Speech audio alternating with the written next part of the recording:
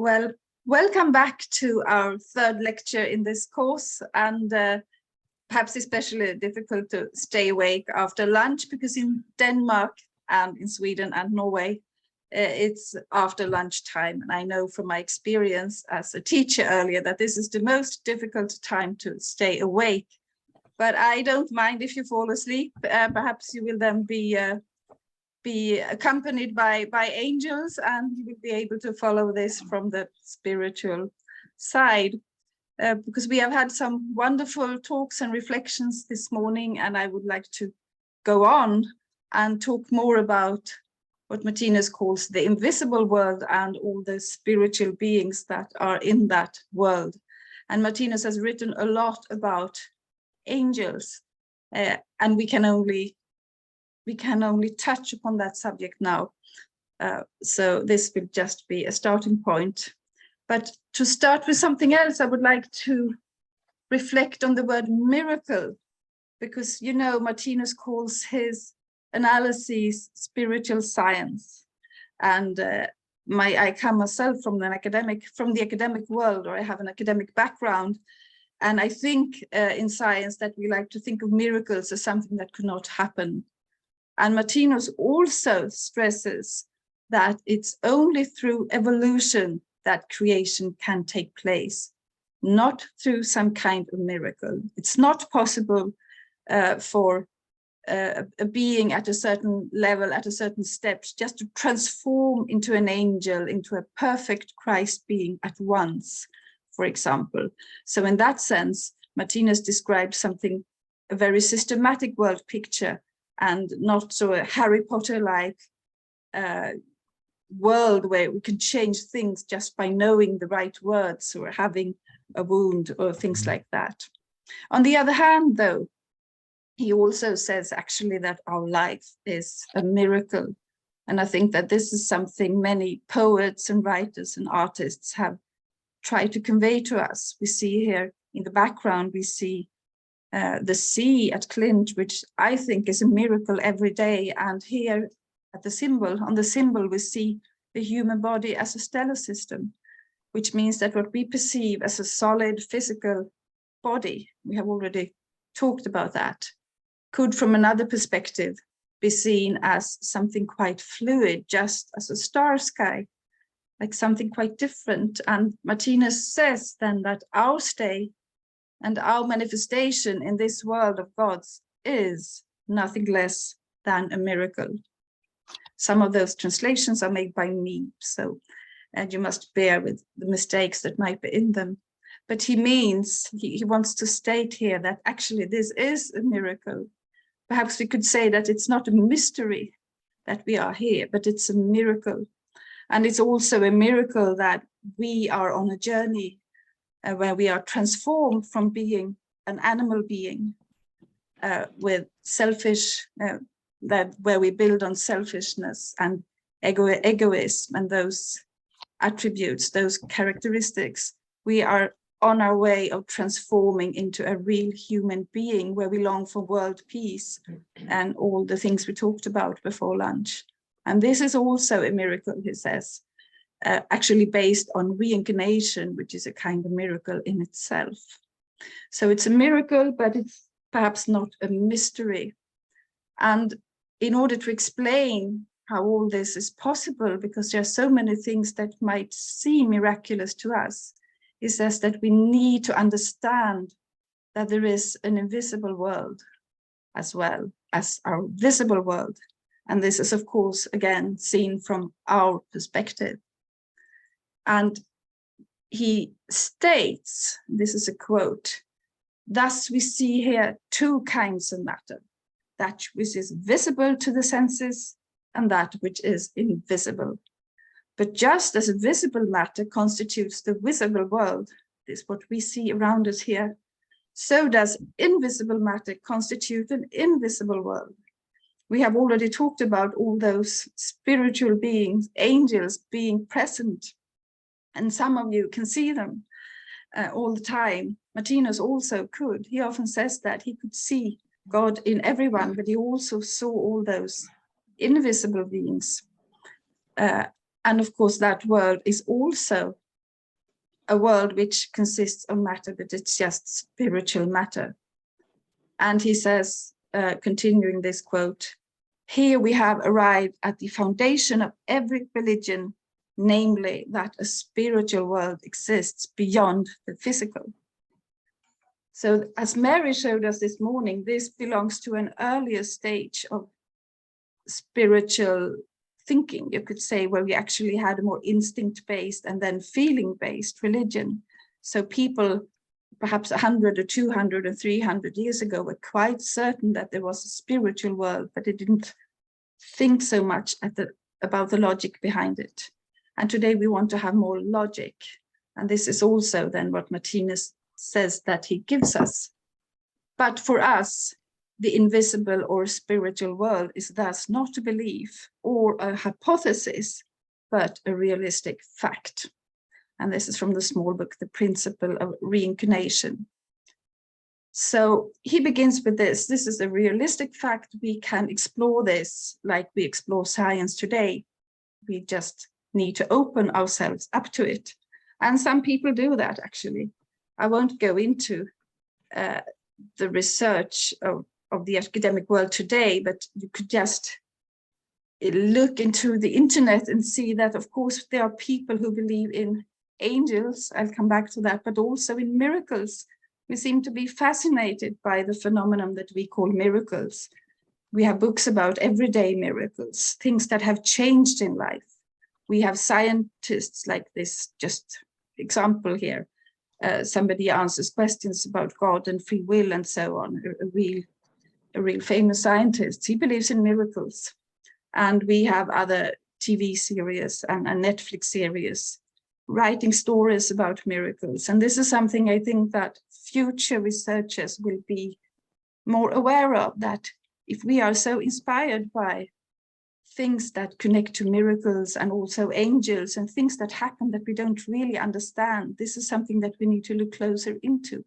What happened when we felt that we were helped by invisible beings, or that something could have been a terrible accident, and then somehow we were saved?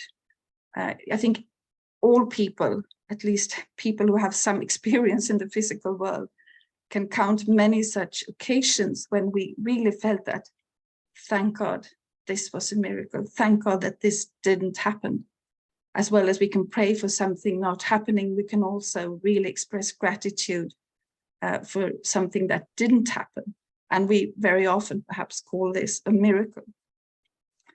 So we have the invisible world. We don't really know what's going on, but we can feel that something connects to us and helps us and guides us. And this is what we could also call angels. And we had the symbol again this morning about prayer. We know that prayer is part of many religions. And we have a text for today where we talk about, well, Martinus writes about prayer, personal prayer being based on telepathy.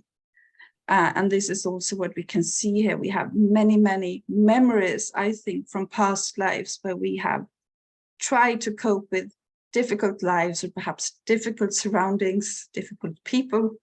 We have tried just to find solace in personal prayer, but perhaps we haven't been that sure whether it will help or not. I know that just personally, one of my sons, I have two grown-up sons today, and he stated in a very certain way when he was 15 and read about different religions in school, that there is no God to help you.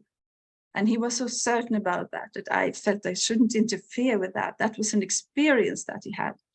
There is one turning point or two in our development when we actually feel that, what's the point? We don't understand. We pray, we try to live in a good way, and still we have all those sufferings that Mikael also was talking about.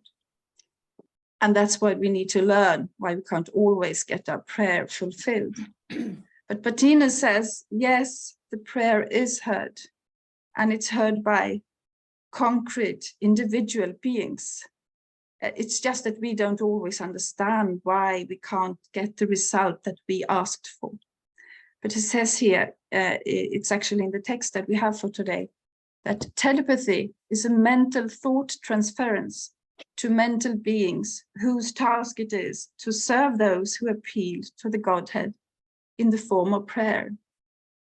So it means that somebody is listening to us, and these beings' efforts form the basis of what we call miracles. So then we have it again. We might get help from a friend, even if we didn't expect it. Somebody just calls you on a day where you really need it. And perhaps we haven't even prayed for help, but it could also be a miracle. It could be that you get money, or that somebody you know, or that your parents get money on a day when they really need it. It could be that, as I said before, that something happened to prevent a disaster, or that you just found your children that had disappeared. Anything, you feel it's a miracle, but actually it's very, very often the answer to a prayer, and perhaps the answer to a prayer that you didn't even ask. I think personally that these miracles, so to speak, are much more common than we think. And if we start reflecting on that just on one single day, I think we will be astonished how often we will get help from those beings around us, let them be physical or let them be invisible, but actually how often we get help. And then he says, of course, there are those spiritual beings, and he actually calls them angels, and he uses the words angels and guardian angels many times, which is what I meant with that we can't go through it all. But he says also in the extract for today, there are millions of such beings that inhabit a sphere that borders on the physical plane. And because of their well-developed telepathic sensory faculty, they are a great help to all physical beings that find themselves in the situation that we have just described. And here we just see a photograph from a photographer trying to depict those angels. Of course, it is difficult to imagine, for those of us who don't see angels, what exactly do they look like. But an interesting thing is, I think, because this is, of course, a direct prayer that we ask, that many people feel that we are surrounded by angels, as Martinus also says here in the Grand Courses, or the Grand Course. This is a statue by Einar Jónsson, the famous Icelandic sculptural artist that many of you know.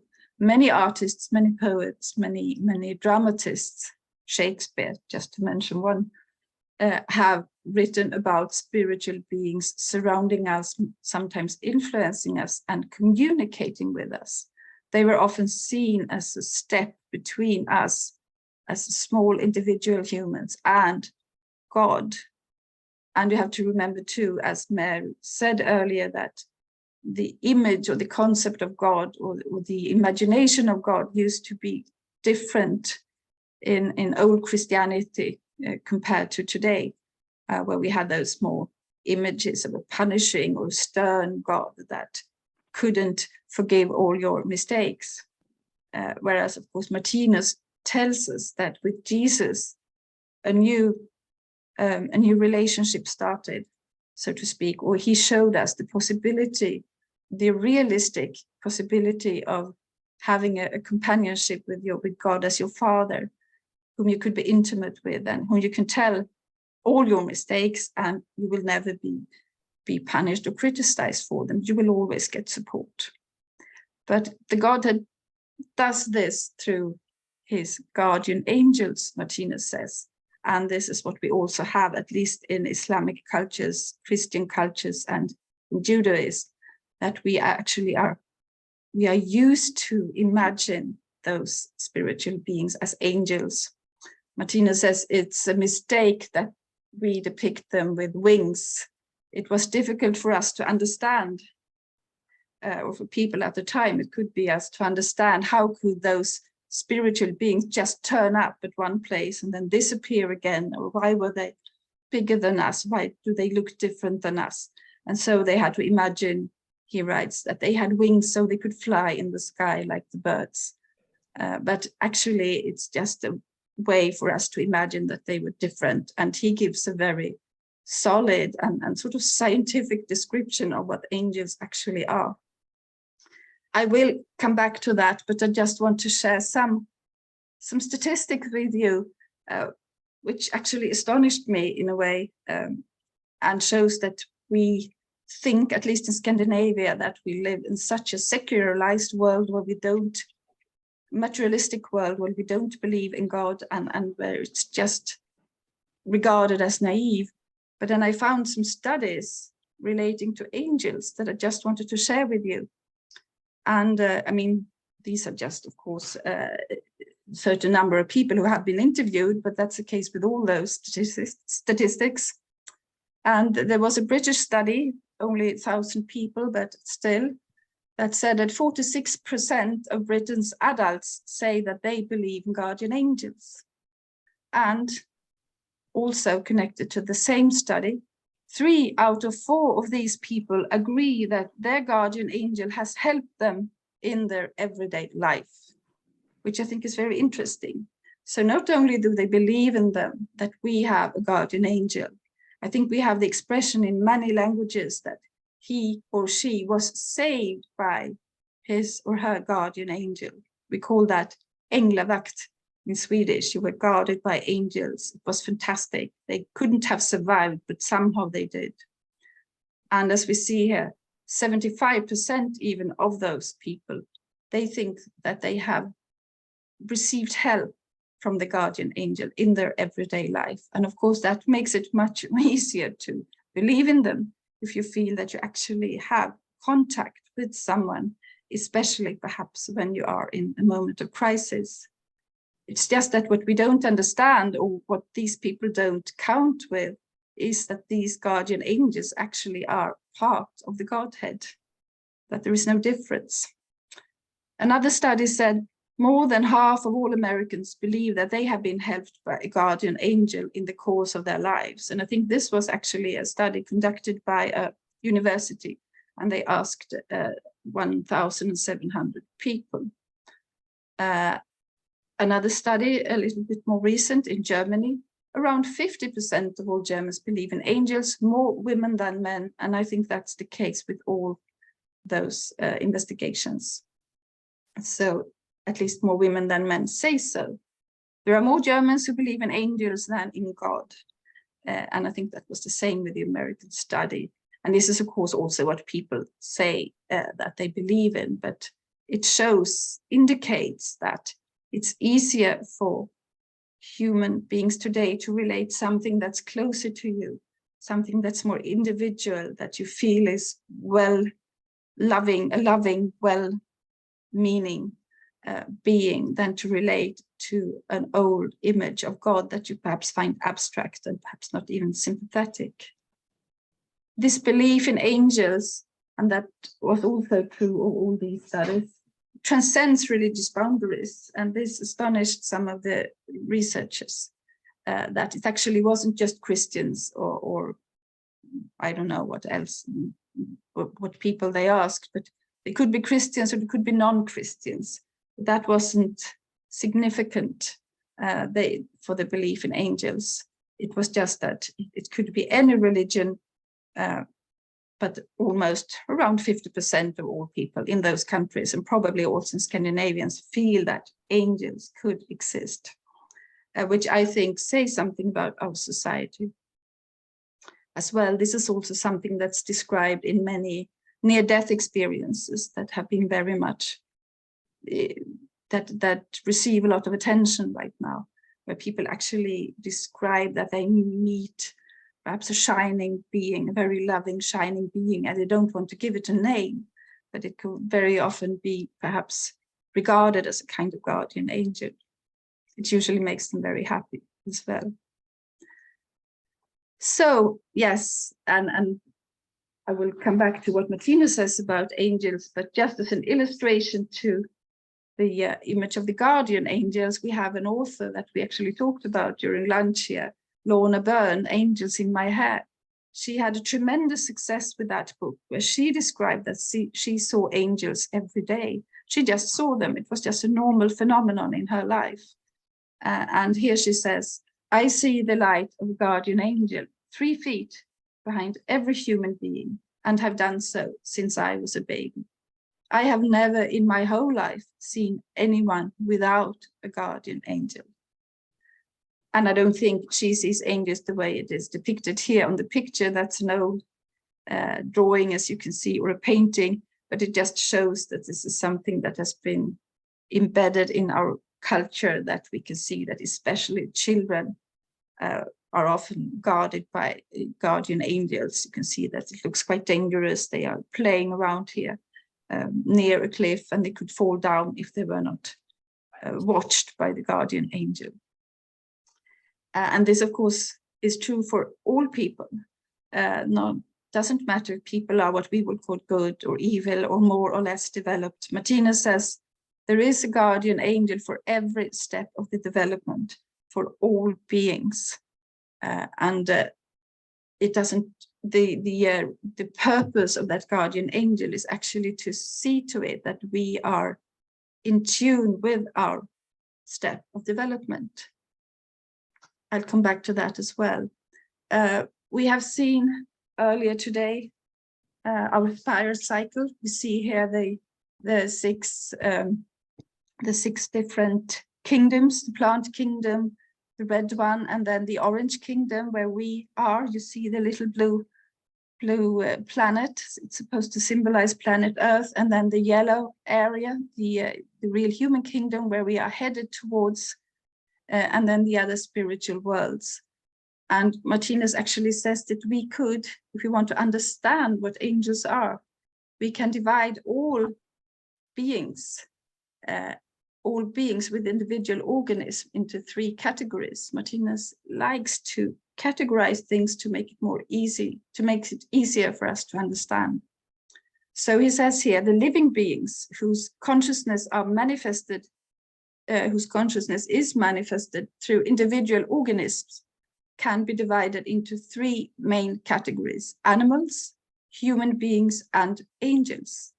And then, of course, we would think that animals would be cats and dogs and spiders and frogs, but actually he counts us, in this case, to the animals as well, because we have not yet developed into real human beings. We are on our way.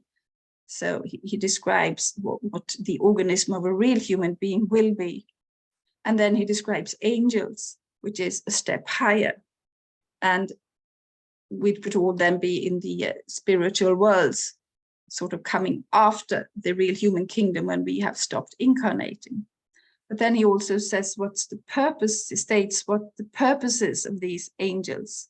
So he says, these angels or sons of God are the Father's talent kernels for creating new worlds, new combinations of the eternal laws of life, which is interesting too. We talked about talent kernels in our world. We learn to play the piano, we need to learn how to pray. But here he also says these angels or sons of God are the Godhead's tools, so to speak, for creating new worlds and new combinations. So they're part of providence. But in a very simple way, you could say that angels are individual beings, but they have no physical body, but they are present everywhere. We think of the spiritual world as being situated somewhere else, perhaps, where we could go to. But Martinus, of course, says this invisible world is all around us. It's everywhere. It's the empty space between all the particles. And here he describes this in another way. The guardian angels are God's organs of love through which he manifests his love to everything living. And terrestrial human beings are themselves on their way to becoming organs of love in the Godhead's organism. It's from an article called Possession. And I think that's also very beautifully put. We have mentioned several times today already that the keynote of the universe is love. And here we also see our own development. This is what we are moving towards. We will become angels as well. And that doesn't just mean, if I go back to this symbol, that we will move towards being very loving beings, but we will also move to be completely spiritual beings who will help in in these processes of the Godhead that can manifest love to everything living.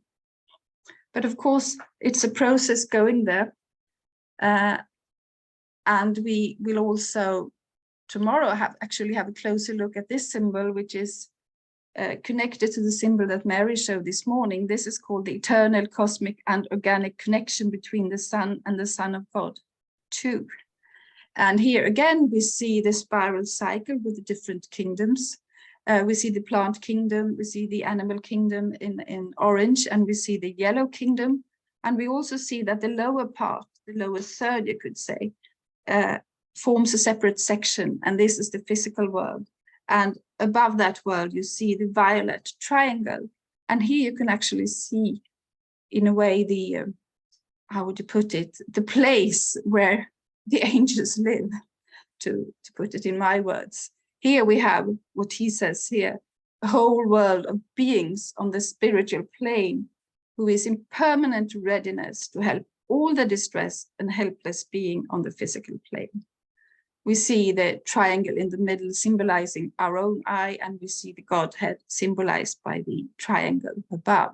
And we see the whole spiritual plane sort of surrounding and embracing, if you like, the physical world. Because even if we feel abandoned by the spiritual world, we feel we can't connect to it. I don't believe in God. Perhaps you believe in God and want to get in touch with God, but you don't feel you get an answer. And that's part of our development. But as Martinus shows here, actually, this all-encompassing spiritual plane has never abandoned us. It's just that through this journey, we will need to think on our own in a way, and we will need to connect to God in a new way in order to renew our consciousness. But these beings who are at home in the violet triangle here, and that's God's organs, you could say, for helping, for helping and creating the world, they have no other wish than to help us. And I think we feel this today already. And when we talk about an angel, we also say, please be an angel and help me with that. Or he or she is an angel. She's so helpful, helps everyone. We feel that already. And this is where we turn into the yellow part here down. We sort of move towards the real human kingdom. We want to be like the angels. We have suffered enough to get satiated by darkness, by being egoistic. We just feel that the only thing that inspires us is to help others. And then we actually move towards the angel kingdom, you could say. But here we also very clearly see the two worlds. We have the physical world that's visible to us, and that's the lower part. And then we have the spiritual world, which is not visible yet, but we can start thinking about it, which is very, very good practice. And I will just go briefly into at least two or perhaps three categories of guardian angels, the way Martinus describes it, because we don't need to wait until we are finished human beings in that sense. Martinus describes that many guardian angels are actually discarnate human beings, which means that we can, when we die, or our parents, grandparents, when they died, if they have died, they could, after a certain period of time, they could decide or choose, want to be guardian angels for a friend or for their child or whoever it could be. And Martinus says it's not such, you don't educate yourself towards that, and there are certain criteria that must be met. But if you really wish to help, that is a task that many discarnate humans do. And he describes it in a way, I think this is from the Grand Course as well. He describes it in a very concrete way like this. God is not sitting up in the sky with his hands to his ears to listen to so-and-so, or to him or her. On the contrary, God has all living beings as sensory instruments. And the guardian angels are God's sensory instruments to hear the prayers of living beings. So we realize that these are his ears, quite literally.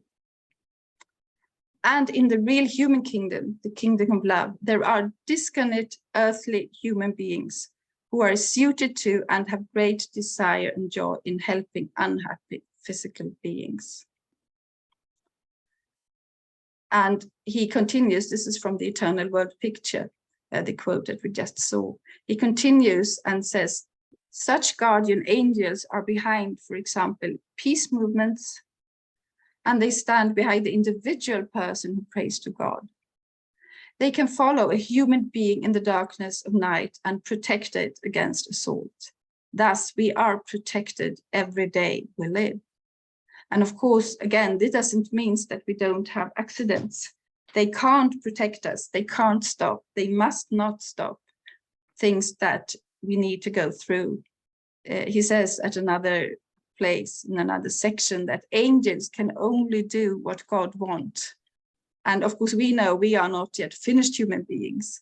But when we are disconnected, our lower sides are sort of taken away from us momentarily. And that's a sort of longer subject that I can't go into now. But it means that we can only, in that, when we go through that sphere in our phase of disconnection, we can only do what we can only be like angels and do what God wants us to do. So we can't always stop suffering, but we can always give support and give solace. It could be that the individual being can't receive it, but even then, he says that these guardian angels, they have such patience. They just wait. They just wait until the time is right, and then they are always there. But they are also behind peace movements, as he says here. I think about what Elizabeth said here earlier, the quote from Martinus's speech, where peace movements. But also, there are also guardian angels behind dictatorships. There are guardian angels between all nations. There are guardian angels behind everything, which is a complex area, and it has to be that way. But the overall highest level will always consist of utmost love. But we see here, that's why I chose the symbol here that Michael also showed earlier, that we have a continuous development when we are always led by those beings who are slightly before us. This is the principle of world redemption. And it means that the more primitive we are, we also have more primitive guardian angels in a way that take us forward, that give us inspiration to move forward. And this is just natural steps. But as a step we are now, of course, we are inspired by humanism and peace and love. Then there is also full-time angels. This is my word. Don't quote Martinus upon that. Actually, I have borrowed it from another lecturer here, Solveig Langtilde, that many of you have heard, talked once about full-time angels and part-time angels.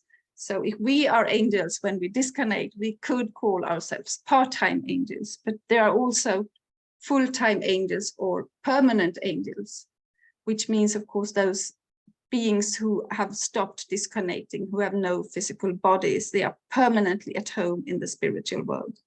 And he says that these beings are involved in much larger tasks. For example, they are involved in arranging the places where the atomic bombs will be dropped when the war comes. And of course, we realize those beings must be very highly developed, because they know that this is the way to create consciousness. This is God's will. It could be very difficult for us to do so. Those full-time angels, permanent angels, they have the ability to see where the war is going to start, which date, which year, etc. They can see who will not be inflicted and who will be inflicted by a war. He goes on, these beings have the task of moving people so that the area where the accident and suffering will take place will only be populated by those beings who have these effects to expect and who will experience the phase of entering the phase of war, while others from the same area are taken to places where they cannot be hit or struck, where they are protected. And this is again from the Eternal World Picture, volume 6. And to the left, we see another symbol, which is the earth.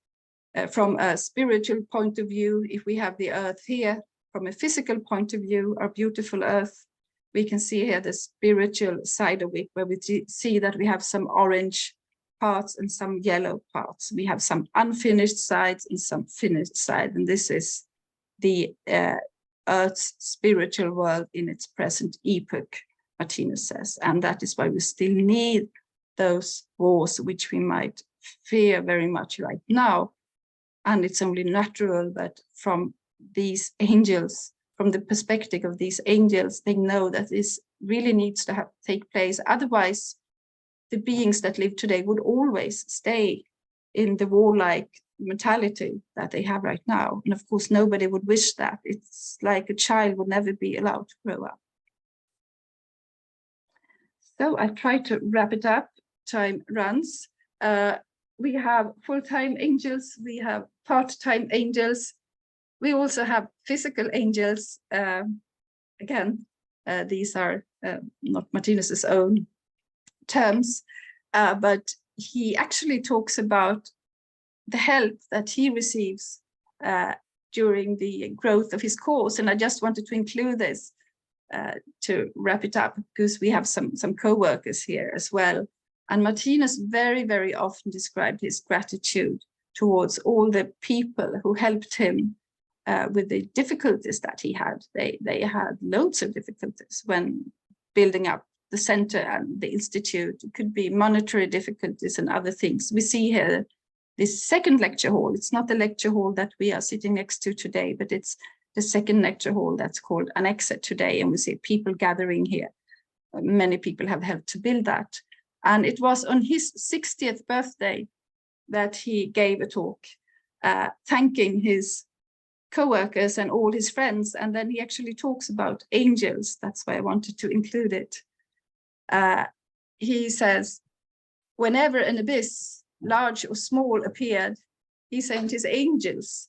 And with the help of their wings, my course, which had gradually become the course of many others, was carried over the abyss until now.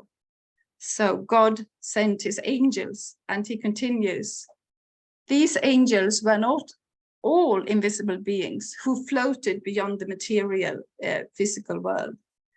Hi, Jonas. Now we have another angel here coming, illustrating my point.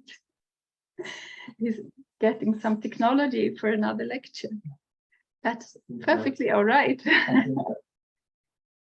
You know that you're a physical angel, according to Martinus. That's good to hear. So we'll begin again. These angels were not all invisible beings who floated beyond the material physical world, or perhaps above the material physical world. No, they were angels in flesh and blood. They were tangible people with a heart and understanding for my mission and my work. And every time it ran into some seemingly insurmountable difficulty, one person or more people always came and removed it. So the course could continue. And that is Martinus on his 60th birthday. And you can see here also a small boy walking along with his father, perhaps bringing milk to people in the summer cottages of the time. And I think it's just a very, very nice image to see that to be an angel is really a matter of development. And we start here, right here and now, and trying to help each other. And then, as Martinus said, these are not just invisible beings from a highly developed plane, also all the people around him who had a heart and understanding for his mission. So to conclude, all the many different stages of development have their corresponding guardian angels, as we said. And although in certain situations the being cannot be freed from all the unpleasant and pain-inducing effects of the actions they themselves have caused, we see that in the karma waves here, that we just need to live what we have caused until we have learned the lesson. Nobody can take that lesson away from us. We can't be freed from it, but we can receive the absolutely necessary loving spiritual help in the form of power, strength, and encouragement to be able to endure this fate without losing their normal mental sense of well-being. And it's this permanent and unwavering cosmic protective principle that allows the Godhead to appear as a living Father in whom all these guardian angels are organs of love. Thank you so much for your attention.